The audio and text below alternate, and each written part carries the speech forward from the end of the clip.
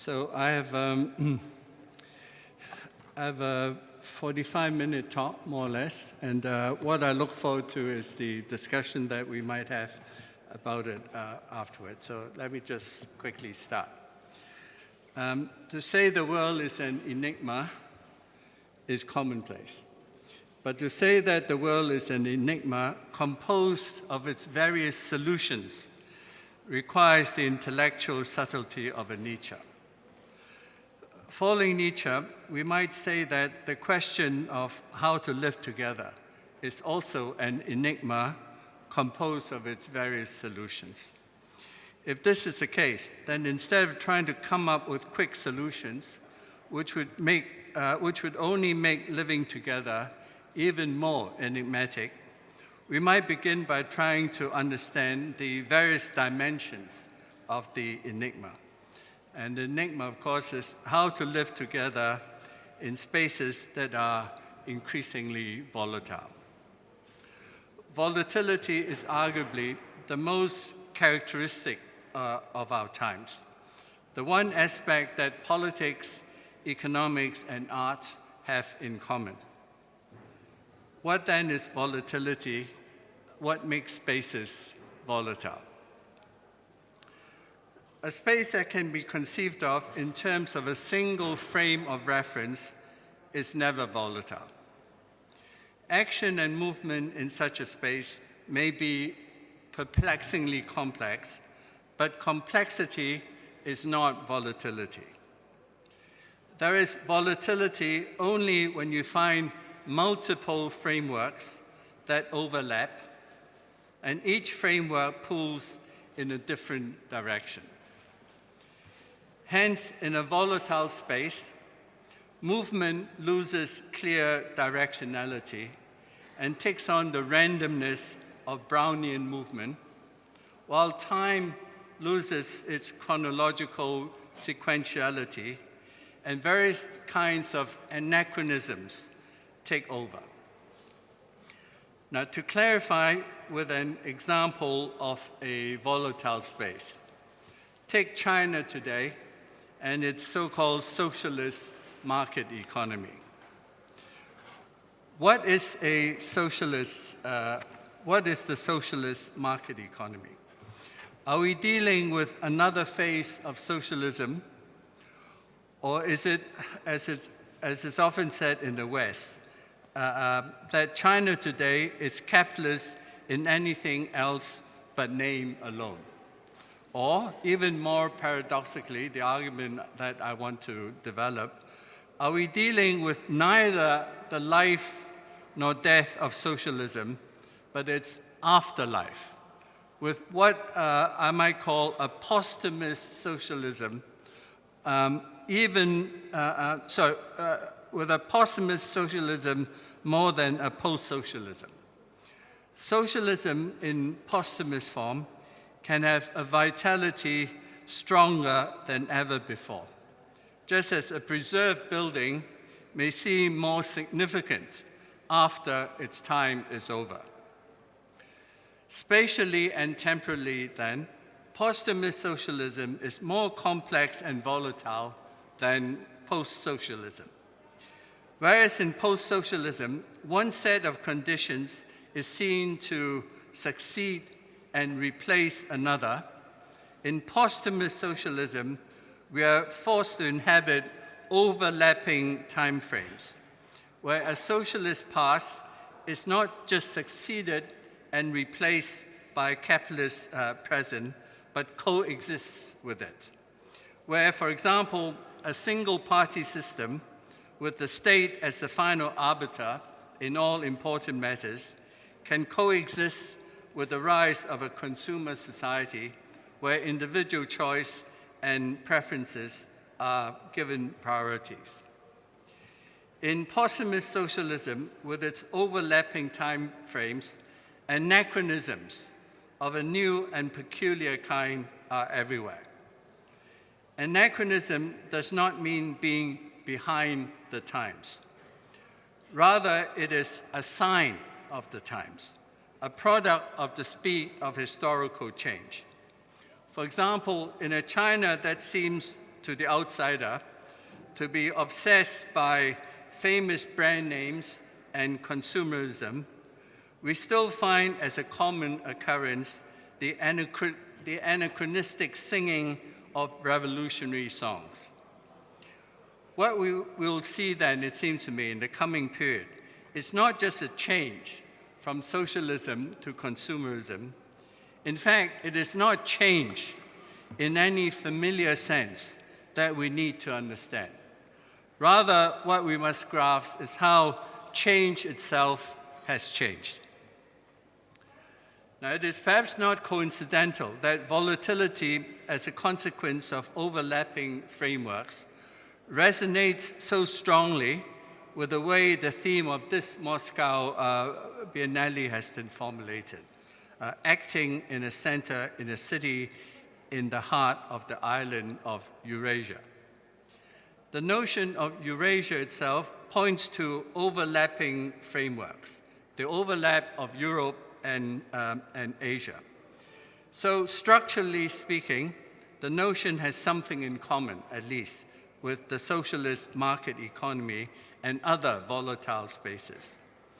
Furthermore, to describe the largest landmass on Earth as an island suggests that under volatile conditions, what Paul Virilio calls speed, space loses its measure, and even our perception of dimensions, of large and small, can come unfixed.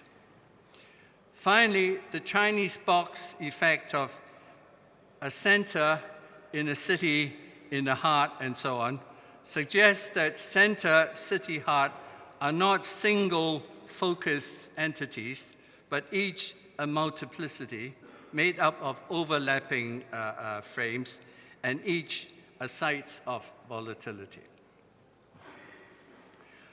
We cannot think of volatility then as simply speed of movement or quickness of change or the absence of rules. Volatility can no longer be captured by futurist images of bullet trains devouring space, or even by the influential image of globalization as time-space compression, which is more unidirectional, it seems to me. A more acceptable image might be time-space distortion, which follows a less predictable trajectory than compression. Some paradoxical features of volatility can be discerned when we take even a brief look at contemporary theories of finance, of cinema, and of reading and interpretation. Take finance. In options trading, volatility refers not to the actual price movement of a stock and its expected returns, but to a statistical history of how the stock tends to deviate from its own mean. In other words, to what is called the spread. The spread, then, is a measure of deviation from a norm and not a measure of actual movement.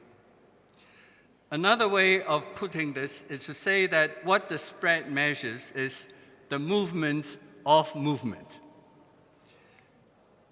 The greater the spread, the higher the volatility. But then small difference in the spread can have a large difference with regard to volatility. Note too that the spread as a measure of volatility has a slow temporality. It operates not in actual chronological time, where frantic price movements take place, but in the time of meta movements and statistical deviations that covers longer time periods and move more slowly, more like a time of duration than a chronological time. From this point of view, there are clear parallels to finance theory in contemporary cinema. In Cinema too, Gilles Deleuze, the French philosopher, argues that contemporary cinema begins with the crisis of movement and chronological time. This is the argument in his second book, Cinema too. Let me quote a few sentences. Thus, Deleuze says, movement can tend to zero in contemporary cinema, or it may also be exaggerated, be incessant, become a world movement, a Brownian movement, a multiplicity of movement on different scales, unquote. Such devious movement then, from zero to exaggerated, is Deleuze's cinematic version of the spread. Deleuze continues, here's the second quotation. We no longer have a chronological time which can be overturned by movement which are contingently abnormal. We have a chronic, non-chronological time which produces movement necessarily abnormal, essentially false. False movement or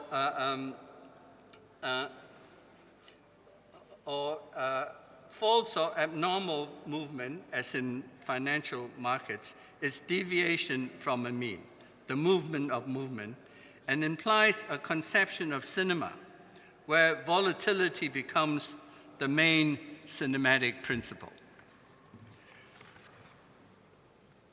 As for reading and interpretation, it can be shown that the challenge of what is still perhaps the most influential model of reading, the deconstructive or allegorical readings of Paul de Man, comes from its relation to volatility. His seminal text entitled Allegories of Reading can be understood also as volatilities of reading. Such readings do more than break down binary oppositions or explicate a text. As de Man describes it, a literary text has a structure very much like the structure of overlapping frameworks found in volatile spaces. So let me quote from de Man. He writes, and this is the famous few sentences. Things do not happen as if a literary text moved from a certain period of time away from its center, then turn around, folding back upon itself at one specific moment to travel back to its genuine point of origin. These imaginary motions between fictional points cannot be located, dated, and represented as if they were places in a geography or events in a genetic history. The three moments, de Man says, of flight, return, and turning point, at which flight changes into return or vice versa, exist simultaneously on levels of meaning that are so intimately intertwined that they cannot be separated. Our entire argument lies compressed in such formulations. Now, one conclusion that de Man does not shy away from is that the volatility of the literary text makes it impossible to read. Hence, reading is never correct. It is always accompanied by error. The more rigorous the reading, the more carefully you read, the more aware the reading is of the volatility of the text, and hence the more unreliable it is. I mean, this is the real challenge of the Mannion poetics. Now, let me quote him. He says, reading is not an emotive reaction to what language does, but an emotive reaction to the impossibility of knowing what it might be up to. Literature, as well as criticism, the difference between them being delusive, is the most rigorous and consequently the most unreliable language in terms of which man names and transforms himself. So in de Man, I think, as even these quotations show, reading is not a method of interpreting or domesticating volatility, whether with the hermeneutics of belief or hermeneutics of suspicion. Rather, reading itself is a volatile act, where rigor and unreliability go together. We usually think about the rigorous as something reliable. In demand, it's the exact opposite. Rigor goes together with unreliability. Now, with some of these paradoxical features of volatility in mind, let me now turn to one specific case of art as acting in volatile spaces. The case of Ai Weiwei is as good as any. So maybe we can just show some images. We just run them, a few images from Ai Weiwei's art. So among Chinese artists, as I think all of us know, he's the one most outspokenly critical of the state and its abuse or neglect of human rights. He has also been called an entrepreneur and self-promoter, and is certainly one of the richest artists in China. The official reason for his recent house arrest is tax evasion. His position is a curious and contradictory one. He's by turns beaten up or arrested by the authorities and tolerated or even deferred to. When the police arrest him, they apologize. At times, his work is banned in China. At other times, he's the country's unofficial artistic emissary on the international stage. The state plays a game with Ai Weiwei, and he plays a game with the state, the high-stakes game of control and defiance, a dangerous pas de deux.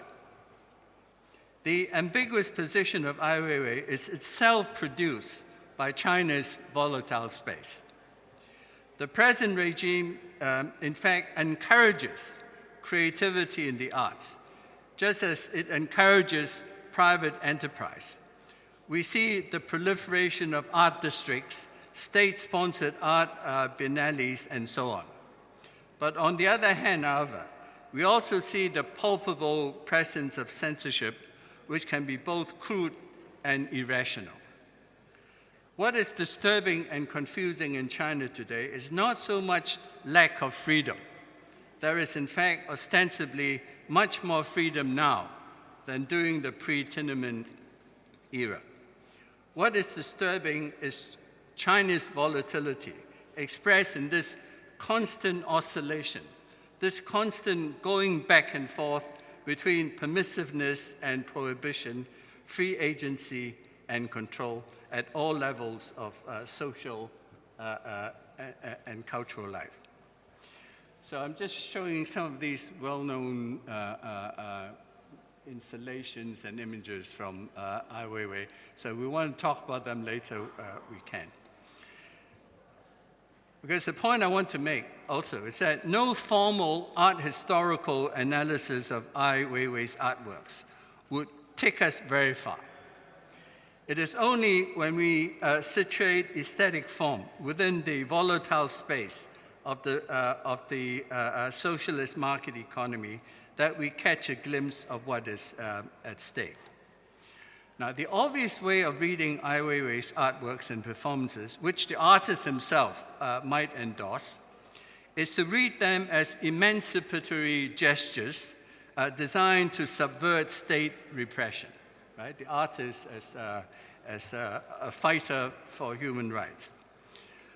A more volatile alternative is to read him as someone who has learned how to live under extreme conditions, like those organisms that microbiologists have recently discovered that can thrive on toxic waste.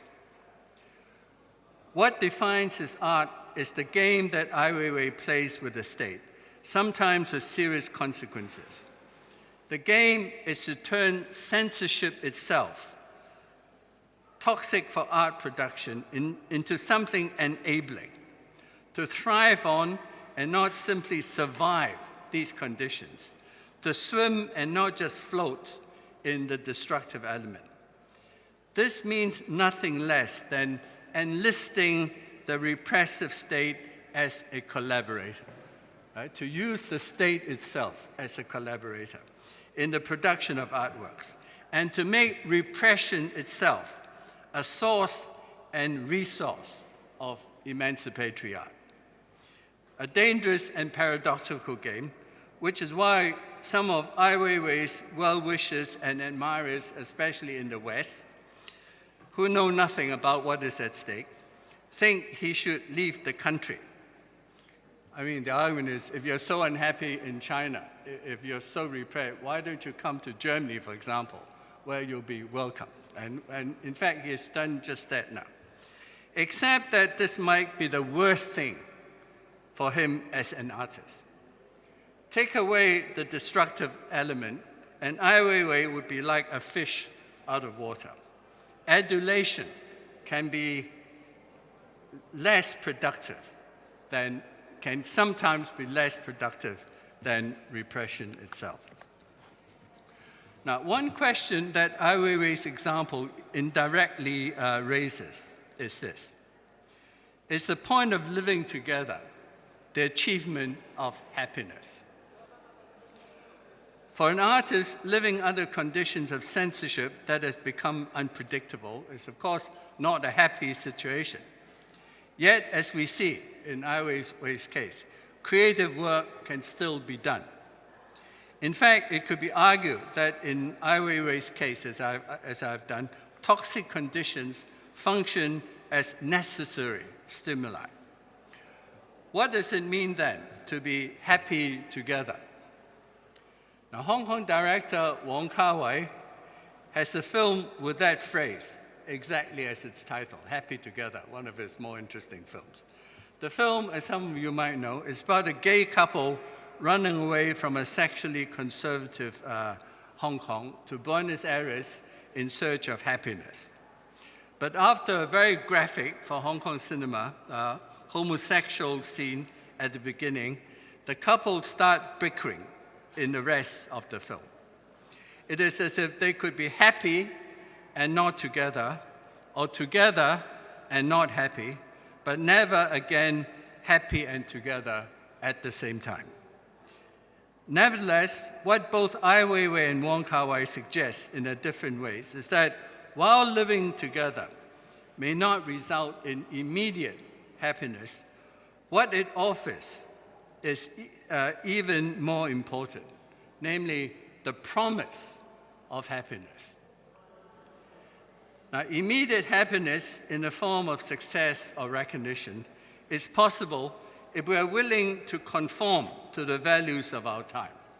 This is why the existentialists long ago used to say that happiness is nothing but a bourgeois fantasy. For some Chinese youth today, happiness means living in a consumer's paradise. Now, in contrast, the promise of happiness is a much more volatile notion. It forces us to imagine a more supple and complex form of happiness that does not just passively reflect a society's predispositions, but works to transform it. Let me trace a little the genealogy of this phrase, la promesse du bonheur. First in Stendhal, who introduced it, and then in Theodore Adorno, who had to understand it completely differently in order to apply it to art and politics. What Stendhal wrote was something like this: love is never more than a promise of happiness. That was the original phrase in Stendhal. And the model in Stendhal is that of flirtation, right? The flirt who promises everything and delivers nothing. That's what a promise of happiness might mean. So an erotics of deferral and duplicity.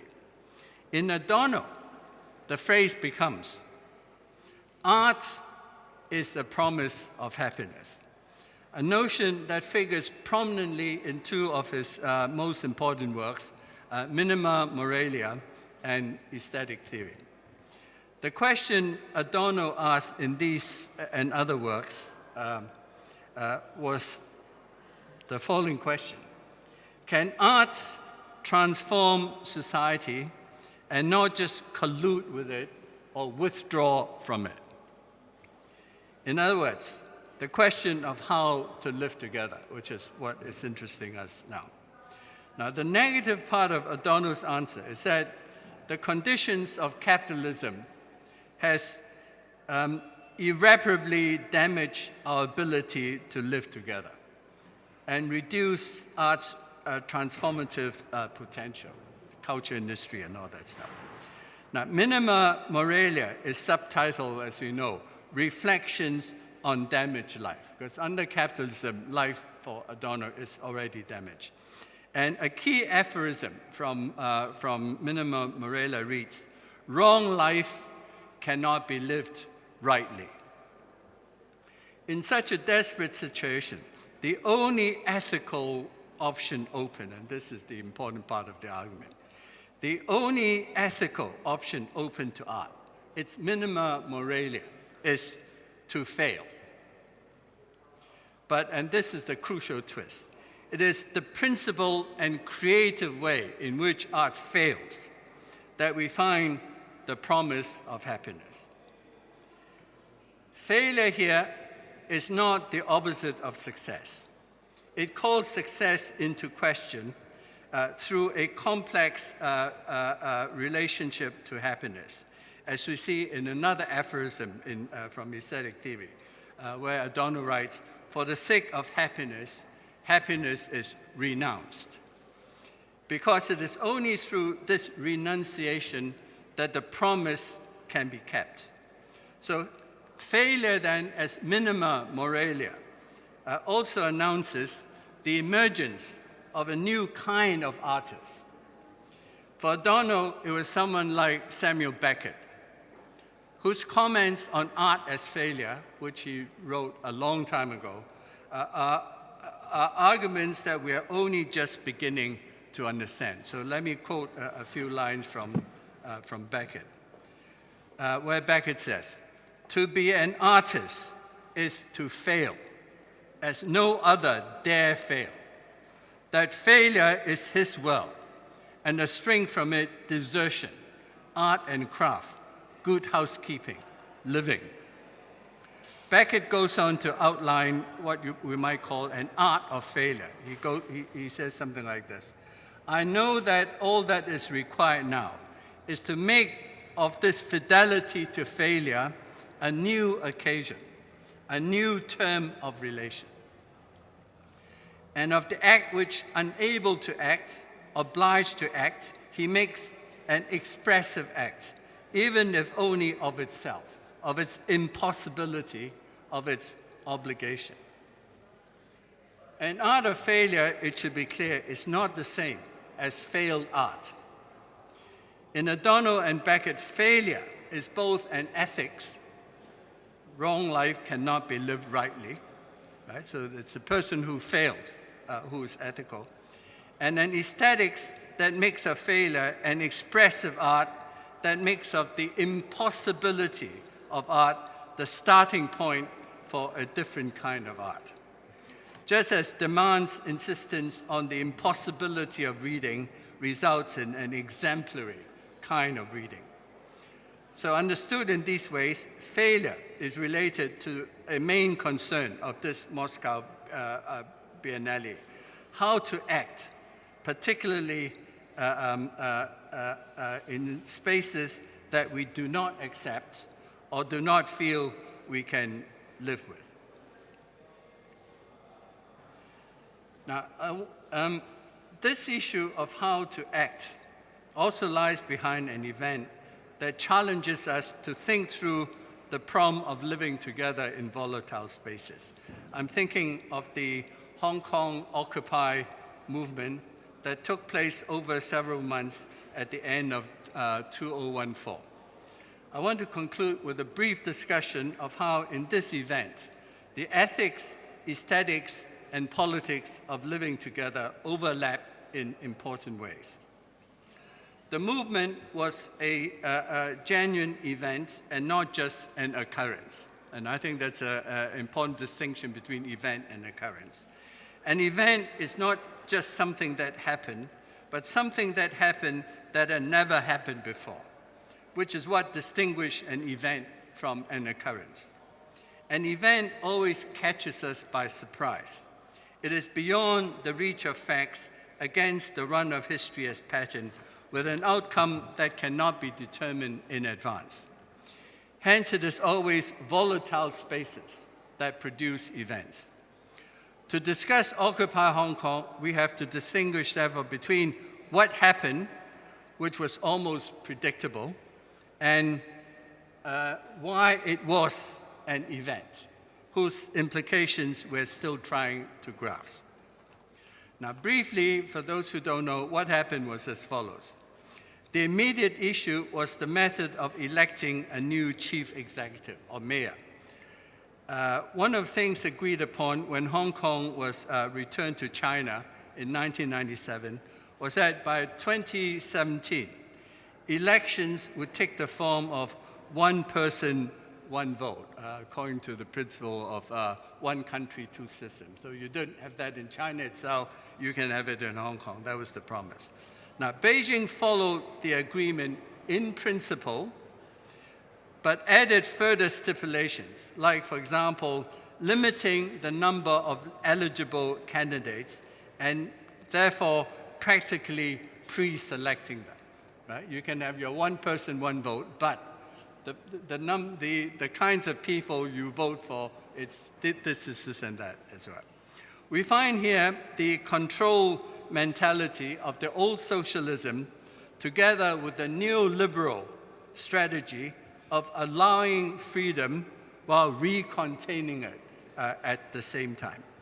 In the words of Henry Ford, as you might know, when he marketed the Model T motor car, Henry Ford said, you can have any color you like as long as it's black. Now, led by the charismatic 18-year-old Joshua Wong, the students understandably refused this deception. The tactic was simple: to disrupt the system by disrupting traffic with barricades or their own bodies in strategic areas of the city. There was initial public support for the young students, but as days turned into months, sentiment turned against them. And it turned against them from taxi drivers, from small retailers relying on street businesses, and from old people who could not get to hospital because ambulances couldn't move. The government was remarkably restrained about using force. Rather, it played a waiting game of attrition, believing, rightly as it turned out, that time was on its side. In a last-ditch effort, Joshua Wong went on a hunger strike, but by then the movement was all but over. So that was what happened. I mean, these are some of the facts. But what were the implications, and what can we say about Occupy Hong Kong as event? Let me just make three sets of comments. Firstly, because the leaders are young high school students, some critics have been tempted to see the Occupy movement in terms of a generation gap, and the participants as passionate, idealistic, but basically naive and immature. The movement has been called many things, from an impractical form of populist democracy to a phony disobedience movement. But it could as accurately be said that what we saw was really an imagination gap. One important aspect of Occupy Hong Kong was that it provided an outlet for the city's creative energies, which had so far been too narrowly channeled and directed towards instrumental goals. Those who took part in the movement saw the city in a different way. They became aware that the spatial configurations other than the established ones were possible. Interestingly enough, the protest sites were also the chosen venues for weddings and even births to take place. They were also where we saw artworks being produced.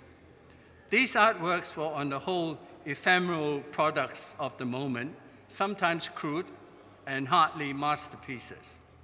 But they took their energy from what was happening on the streets, and this gave them an edginess that separated them from kitsch. Just as the Occupy movement changed our perception of the city and the streets, so its art changed our perception of art. Not as someone else's work that we stand back from and admire when we have the time, but as something that we ourselves can do. Now, another unpredictable aspect of Occupy Hong Kong, which marked it as an event, was its longevity. When participants were asked about why they stayed, even against the advice of the parents and teachers, and at personal risk to themselves, many of them said it was because the intense friendships they experienced in the movement was something they never experienced before. Friendship, in this context, clearly now has a political meaning. A politics of friendship means organizing a movement or a society not from top down or even from bottom up, but laterally, where we find not the paternalistic relations of parents to children, but of relations between brothers and sisters, or better still, between friends. The movement was not an abstract lesson in democracy. It was a practical lesson we're still trying to understand in how to live together. Now, one final question concerns whether the movement has failed. The protest sites have been cleared, and it is back to business as usual in Hong Kong, it would seem. These outcomes were, of course, entirely predictable right from the beginning, given the tremendous odds against the students ever succeeding in getting the demands met. However, one outcome was not predictable.